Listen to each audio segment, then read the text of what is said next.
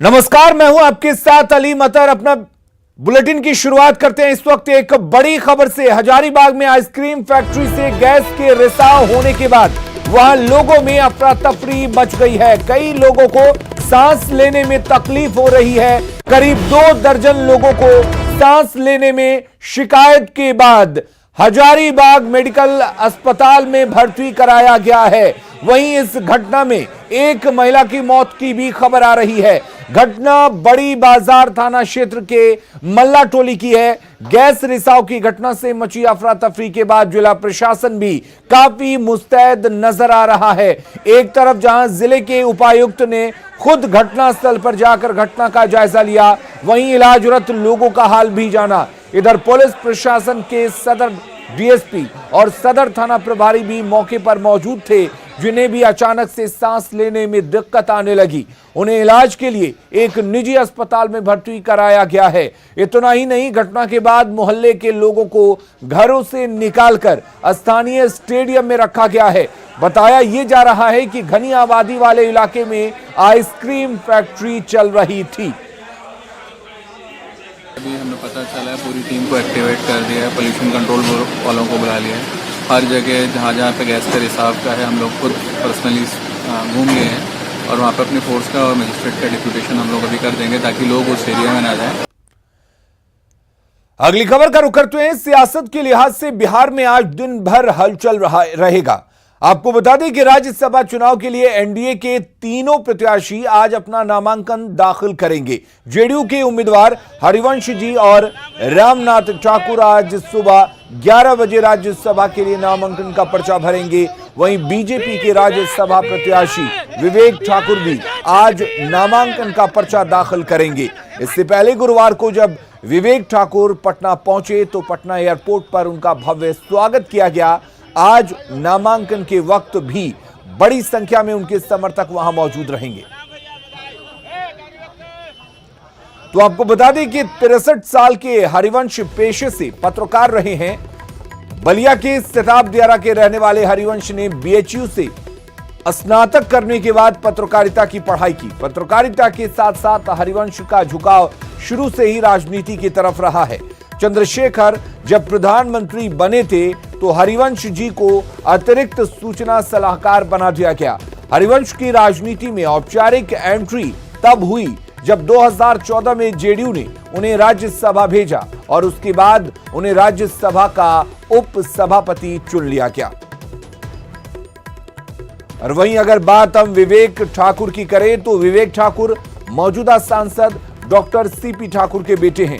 विवेक ठाकुर ने Saint Michael high school से पढ़ाई की, दिल्ली के किरोड़ी मल से स्नातक की डिग्री हासिल की और उसके बाद विदेश व्यापार में एमबीए और लॉ की पढ़ाई के लिए चले गए। करीब 2.5 दशक से बीजेपी से जुड़े विवेक ने राजनीति गतिविधियों की शुरुआत पटना महानगर से की। इसके बाद वे बिहार बीजेपी युवा मोर्चा के उपाध्यक्ष, राष्ट्रीय युवा मोर्चा के उपाध्यक्ष और कार्य समिति के सदस्य बने। राष्ट्रीय टीम के सदस्य के तौर पर गुजरात, बंगाल में पार्टी के लिए काम किया। 2014 में वे कुछ समय के लिए विधान परिषद के सदस्य भी बने। 2015 में बक्सर के ब्रह्मपुर विधानसभा से चुनाव भी लड़े लेकिन हार गए।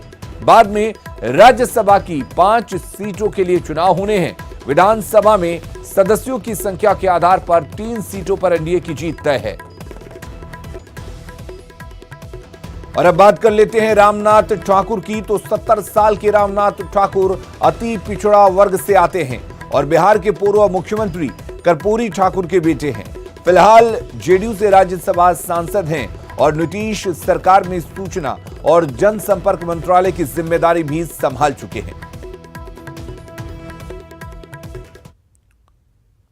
और उधर तमाम अटकलों को दरकिनार करते हुए आरजेडी ने राज्यसभा की 2 सीटों के लिए न सिर्फ अपने उम्मीदवारों का ऐलान कर दिया बल्कि उनका नामांकन भी दाखिल करा दिया। उम्मीदवारों के जरिए आरजेडी ने जातीय समीकरण साधने की कोशिश की है।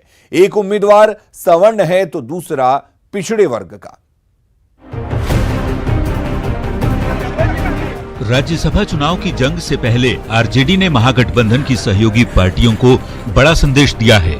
प्रेमचंद्र गुप्ता के साथ ही भूमिहार जाति से ताल्लुक रखने वाले अमरेंद्रधारी सिंह को उम्मीदवार बनाकर ये जताने की कोशिश की गई है कि पार्टी पिछड़ों के साथ अगड़ी जाति को भी साथ लेकर चलने वाली है। आरजेडी ने 2 उम्मीदवारों की घोषणा तो कर दी, अब सीटों का समीकरण भी समझिए।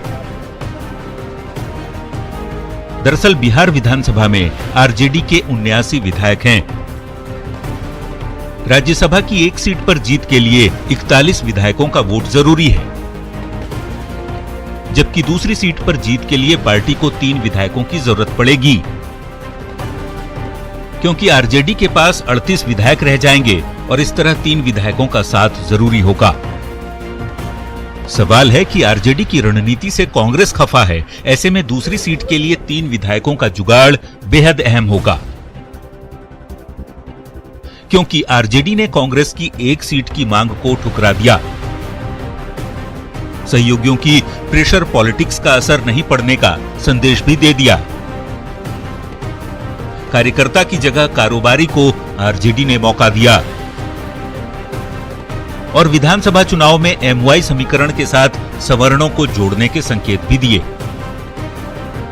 वैसे राज्यसभा में आरजेडी 5 सीटें रखना चाहती है और तर्क सदन में पहले की पार्टी की संख्या का दिया जा रहा है और कांग्रेस को नसीहत भी दी जा रही है।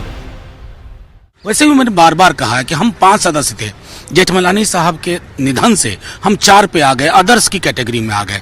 दल की मान्यता हमारी नियमावली के हिसाब से 5 सदस्य चाहिए, इतना तो कांग्रेस को भी सोचना होगा ना। दरअसल राज्यसभा में आरजेडी को 5 सदस्य चाहिए, क्योंकि पार्टी की मान्यता के लिए ये बेहद जरूरी है। 5 सदस्य होंगे तभी पार्टी के नाम से सांसद पुकारे जाएंगे। राम जेठमलानी के निधन से एक सीट खाली हो गई थी और इसीलिए कांग्रेस की जगह आरजेडी ने अपने उम्मीदवार उतारे। Bureau report, news 18।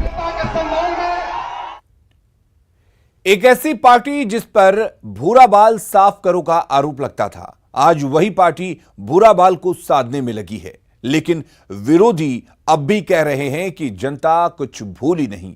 हालांकि आरजेडी के सहयोगी ऑपरेशन भूरा बाल से उत्साहित नजर आ रहे हैं। नाम मनोज झा, जाति ब्राह्मण, आरजेडी से राज्यसभा सांसद। नाम जगदानंद सिंह, जाति राजपूत, आरजेडी के प्रदेश अध्यक्ष। नाम अमरेंद्रधारी सिंह, जाति भूमिहार, आरजेडी के राज्यसभा उम्मीदवार। ये कुछ ऐसे नाम हैं जो कभी आरजेडी के जातिगत सांचे में फिट नहीं बैठते थे, लेकिन 90 के दशक से भूरा बाल साफ करो का आरोप झेल रहा आरजेडी अब आगे बढ़ चुका है। पार्टी नेताओं के बयान से भी साफ है कि बनी बनाई धारणा तोड़ने का मूड है। जाहिर है सहयोगी कांग्रेस को ये समीकरण पसंद आ रहा है। यह तो दिग्भ्रमित करके लोगों को हमसे दूर करने का काम किया, जिसका कि हम धीरे धीरे जो है उसका भरपाई कर रहे हैं। तो अच्छी बात है, क्योंकि आप सबको साथ लेकर जब आप चलेंगे तो आपको प्रतिनिधित्व देना होगा, तभी समाज के हर वर्ग का समर्थन भी मिलता है। जाहिर है आरजेडी के इस कदम ने विरोधियों के कान खड़े कर दिए हैं। सामान्य जाति को अपना वोट बैंक मानने वाली बीजेपी और कुछ हद तक जेडीयू भी संभल कर बयान दे रही है। हाँ, नए समीकरण पर भी हमला जारी है। ये एक पॉजिटिव ट्रेंड है आरजेडी के लिए भी और बिहार के लिए भी कि आरजेडी ने अपने उन तमाम वर्गों को भी लेने का प्रयास किया है जो वर्ग उनके प्रति हॉस्टाइल रहा है, उनका समर्थन नहीं रहा है। जिनकी आप चर्चा कर रहे हैं उसमें कौन लोग, किनको उन्होंने चयनित किया है, इसके बारे में तेजस्वी बोलने से बच रहे हैं। उनको बताना चाहिए कि जिनको हमने अपना उम्मीदवार बनाया है वो कौन है। बिहार में 15 से 17% सामान्य जाति के वोटर हैं और आरजेडी को मालूम है कि ये वोटर निर्णायक हैं। बदली हुई रणनीति इन्हीं वोटों पर नजर है। हालांकि इस नए प्रयोग का काट ढूंढने में एनडीए भी जुट गया है। वैसे जो भी हो, आरजेडी के इस नए कदम से राजनीतिक सरगर्मी तेज तो हो ही गई है। रवि नारायण, न्यूज़ 18 पटना। एक भूमियार कारोबारी को उम्मीदवार बनाने के आरजेडी के फैसले के मायने को हम आपको समझाते हैं। दरअसल अमरेंद्रधारी सिंह जाने माने कारोबारी हैं। रिपोर्ट के मुताबिक अरबपति हैं अमरेंद्रधारी सिंह। अरबपति कारोबारी से पार्टी को मदद मिलती है। सवर्ण विरोधी छवि से बाहर आने की कोशिश भी है। एडी सिंह पाटलिपुत्र चुनाव क्षेत्र से आते हैं। पाटलिपुत्र में भूमियारों की अच्छी खासी संख्या भी है। मीसा भारती पाटलिपुत्र से हालांकि चुनाव हार गई थी, तो कुल मिलाकर ये साधने की कोशिश है। उधर एलजेडी प्रमुख शरद यादव आरजेडी से राज्यसभा का टिकट नहीं मिलने से नाराज हैं। वहीं जेडीयू ने शरद यादव को टिकट नहीं मिलने पर हैरानी जताई है। जेडीयू के प्रदेश अध्यक्ष वशिष्ठ नारायण सिंह ने कहा कि शरद यादव बड़े कद के नेता हैं, ऐसे में उन्हें टिकट नहीं मिलना हैरानी की बात है। हम लोगों को स्वयं आश्चर्य हुआ जब शरद जी राजद में गए, क्योंकि शरद जी कहीं पहले का बयान आप देख लीजिए। और फिर राजद में जाने के बाद जो उन लोगों ने टिकट किसको देना है राजनीतिक पार्टी का अधिकार है, लेकिन शरद यादव तो एक नेता रहे हैं और उन्होंने जो स्वयं चयन किया उस पार्टी का, तो आप समझ सकते हैं कि यदि आप वैसे जगह पर जाइएगा जिसके स्वयं आलोचक रहे हैं आप, तो अब इस ढंग के ट्रीटमेंट पर आप कोई प्रतिक्रिया कैसे व्यक्त कर सकते हैं। आरएलएसपी नेता उपेंद्र कुशवाहा आरजेडी पर दबाव बढ़ाने के लिए प्रेशर पॉलिटिक्स कर रहे हैं, लेकिन कुशवाहा को जवाब देने और कुशवाहा वोट बैंक पर अपनी पकड़ को मजबूत करने के लिए आरजेडी ने बड़ा प्लान तैयार किया है।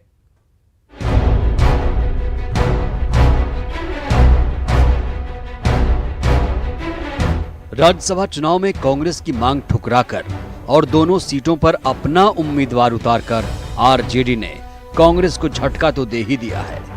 अब बारी आरएलएसपी नेता उपेंद्र कुशवाहा की प्रेशर पॉलिटिक्स को मात देने की है। इसके लिए आरजेडी मराठी नेता छगन भुजबल तक को साथ लाने की तैयारी में जुटी है। पार्टी 5 सितंबर को गांधी मैदान में महारैली करने जा रही है। उससे पहले पार्टी पूरे प्रदेश में 1 अप्रैल से कुशवाहा संदेश रथ के जरिए लोगों को एकजुट करेगी।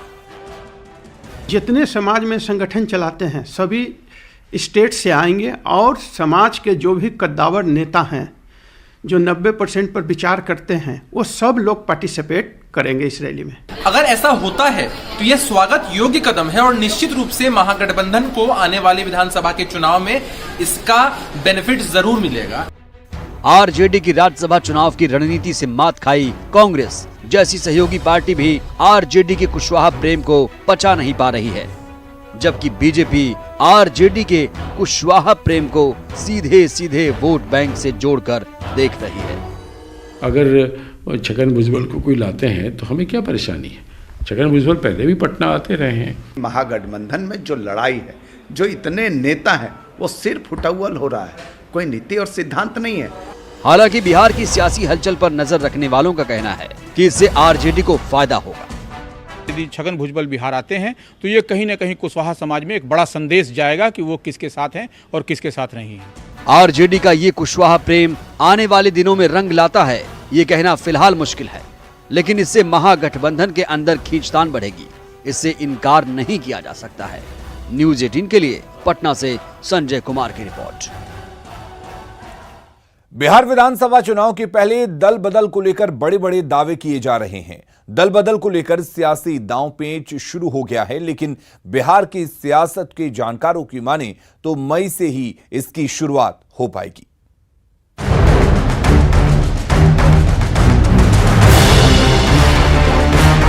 बिहार विधानसभा का बजट सत्र चल रहा है। सत्र के दौरान दल बदल को लेकर चर्चाओं का बाजार गर्म है, सियासी दांव पेच भी दिख रहा है, लेकिन ये सब मार्च महीने तक ही दिखेगा। इसके बाद 1 महीने के लिए दल बदल पर चर्चाओं का दौर थम जाएगा, क्योंकि मई से पहले कोई भी विधायक अपनी पार्टी नहीं छोड़ना चाहेगा, क्योंकि इसमें रिस्क है। अगर मान लीजिए शुरुआती दौर की अगर बात करें, शुरुआती दौर में अगर होगा तो निश्चित तौर पर वो विधानसभा अध्यक्ष के तो विवेक पे होता ही है। अगर वो चाहेगा तो उसकी सदस्यता पे सवाल खड़ा हो सकता है। चुनाव से 6 महीने पहले पार्टी छोड़ने का अपना जोखिम है। पार्टी छोड़कर जाने वाले विधायकों की सदस्यता जाएगी या नहीं, ये बहुत कुछ विधानसभा स्पीकर पर निर्भर करता है। विधानसभा अध्यक्ष के ऊपर है कि वो चाहेंगे तो डिले कर सकते हैं, डेट देंगे जांच पड़ताल का, कुछ कारण लगा करके तब तक चुनाव आ जाएगा। अगर कम अवधि है तो फिर चुनाव घोषित हो जाएगा। जाहिर है ये रिस्क उठाना किसी को भी अच्छा नहीं लगता है। ऐसे में विधायकों की मई क्रांति मई से पहले देखने को नहीं मिलेगी। आनंद अमृतराज, न्यूज़ 18 पटना। केंद्रीय स्वास्थ्य और परिवार कल्याण राज्य मंत्री अश्विनी कुमार चौबे के पुत्र और भागलपुर विधानसभा क्षेत्र से बीजेपी के प्रत्याशी रहे अर्जित शाश्वत समेत 9 लोगों के खिलाफ पुलिस कोर्ट में चार्जशीट दाखिल करेगी। इसके लिए अभियोजन स्वीकृति गृह विभाग से मिल गई है। एसएसपी आशीष भारती ने नाथनगर थाना पुलिस को कोर्ट में जल्द से जल्द चार्जशीट दाखिल करने का निर्देश दिया है। 17 मार्च 2018 को नए साल के मौके पर जुलूस के दौरान 2 पक्षों में भिड़ंत हो गई थी और आपको बता दें कि नाथनगर थाने में अर्जित शाश्वत समेत कई लोगों के खिलाफ इसको लेकर एफआईआर दर्ज भी कराई गई थी। इस केस में पुलिस ने बीजेपी नेता अर्जित शाश्वत को 31 मार्च 2018 को पटना हनुमान मंदिर के पास गिरफ्तार किया था और फिर उन्हें जेल जाना पड़ा था। अर्जित शाश्वत समेत दूसरे बीजेपी नेता कोर्ट से जमानत पर रिहा हैं। पश्चिम चंपारण के वाल्मीकि टाइगर रिजर्व के जंगल से निकलकर एक गैंडा रिहायशी क्षेत्र में घूम रहा है। गैंडा के पैरों के निशान मिलने के बाद वन विभाग ने आसपास के इलाकों में अलर्ट जारी कर दिया है। गांव से लेकर खेत तक वन कर्मियों की तैनाती कर दी गई है। वाल्मीकि टाइगर रिजर्व के अधिकारी नेपाल के चितवन जंगल से पहुंचे गेंडे की मॉनिटरिंग कर रहे हैं। विशेष टीम तैनात कर नौरंगिया के घुरौली इलाके पर निगरानी रखी जा रही है। हाल के दिनों में गैंडों का वाल्मीकि टाइगर रिजर्व में नेपाल के चितवन निकुंज से पलायन हो रहा है। सीधे चलने की लत के चलते गेंडे रिहायशी इलाकों की तरह निकल जाते हैं। रिहायशी इलाके में गेंडे की मौजूदगी से लोगों में दहशत है। गेंडा ये M15 से होते हुए ये घुरौली मनेर से होते हुए रियायती इलाका में आ पहुंचा है। हम लोग पूरे टीम लेकर इस पगडंडी सहित उस ओर चल पड़े हैं। सीतामढ़ी का अल्पसंख्यक कल्याण विभाग बेरोजगार युवकों को ऋण उपलब्ध कराने में पूरे तरीके से नकारा साबित हो रहा है। हालात ये हैं कि लोन के लिए बेरोजगार युवक न सिर्फ अल्पसंख्यक विभाग के दफ्तर का चक्कर काटते रहते हैं, बल्कि उनका जमकर आर्थिक शोषण भी होता है।